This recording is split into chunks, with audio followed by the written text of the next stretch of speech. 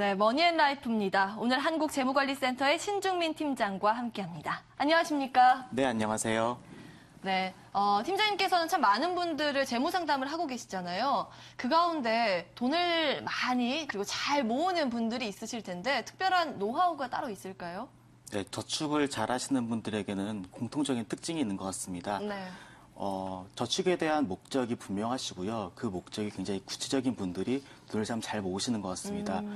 기존의 저축 내용에 대해서 점검을 할 때 왜 이 저축을 가입하셨으며 적용되는 이유는 얼마인지 그리고 왜 이 금액을 가입하셨는지 이렇게 묻곤 하는데요. 예. 대부분이 하시는 목적들은 대부분이 뭐 종잣돈 마련, 주택 구입 마련, 노후 자금 이런 식으로 좀 구체적이지 않은 뭉뚱그려서 말하는 목표들을 말씀을 하세요. 네. 그런데 저축을 잘 하시는 분들은 그 목적이 분명하시죠.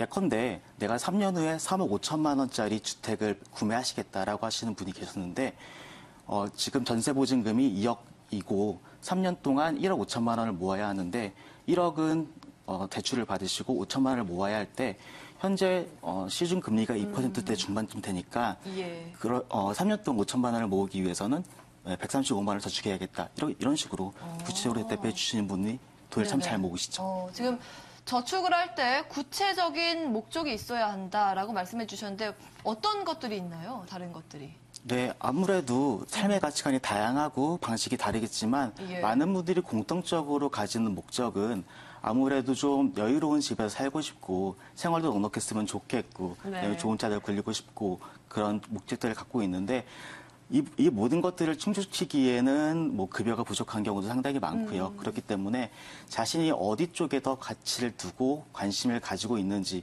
먼저 파악하신 후에 그 목표에 맞춰가지고 저축 계획을 세우시는 게 좋을 것 같습니다. 지금 명확하진 않은데 구체적으로 사례를 통해서 살펴볼까요? 네, 사회생활을 한 지 얼마 안 된 분께서 예. 제가 저축을 정말 잘하고 있는 겁니까? 하고 문의해 주신 부분이 있어요. 표를 보시면 아시겠지만 이분께서 하시고 있는 저축 내용이신데 네. 목적은 정해져 있습니다. 주택자금, 노후자금, 종잣돈 마련이라고 정해져 있는데 이분 같은 경우는 아쉬운 부분은 네. 이 목적들이 구체적이지 않다는 거예요. 아하. 그래서 우선 적금 같은 경우는 왜 적금을 83만 원을 들었고 네. 그다음에 주택자금이라고 하면은 어떤 주택을 살고 싶은지 여쭤봤습니다. 그런데 네. 쉽게 대답을 하지 못하시더라고요. 아하. 그래서 그 부분을 좀 고민을 해봤는데 이분께서는 상담을 나눠보니까 아무래도 좀 젊으시고 여유가 좀 있기 때문에 뭐 큰 틀에서 주택 구입을 어떻게 하시겠다기보다는 2년 후에 직장 근처로 가정으로부터 독립할 때 그때 사용할 수 있는 전세 보증금 내지 뭐 월세 보증금을 마련하는데 좀 주안점을 두고요. 1년에 1,000만 원씩 모으기로 한 계획은 좋다고 생각해서 네. 예, 뭐 구체적으로 이제 정해드렸죠. 보증금 마련이라고요.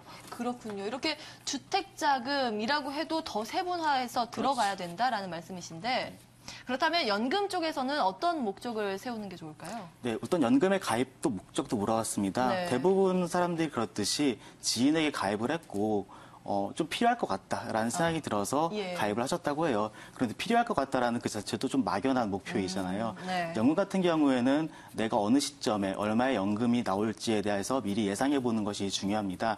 이분이 가입하신 연금의 내용을 보면은 60세 시점에 한 30만 원 정도의 연금을 받을 수 있다고 하더라고요. 그래서 그분께 여쭤봤습니다.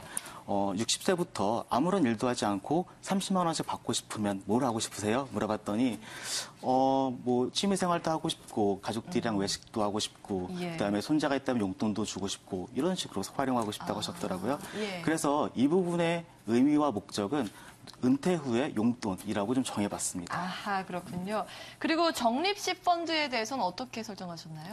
적립식 펀드 같은 것도 왜 가입하냐고 물어봤더니 적금을 가입하러 은행 갔을 때 은행원 분께서 네. 추천을 해주셔서 가입을 하셨다고 했어요. 막연했군요, 그때도. 그렇죠. 예. 10만 원 정도면은 내가 손실을 봐도 좀 무방하겠다라는 수준이라서 가입을 하셨는데 때문에 아무래도 정확한 투자 수익률을 목표라든지 투자 기간에 대한 설정도 없으셨습니다. 네. 그래서 이 부분도 구체화하고 맞는 투자 전략을 세울 필요가 있었습니다.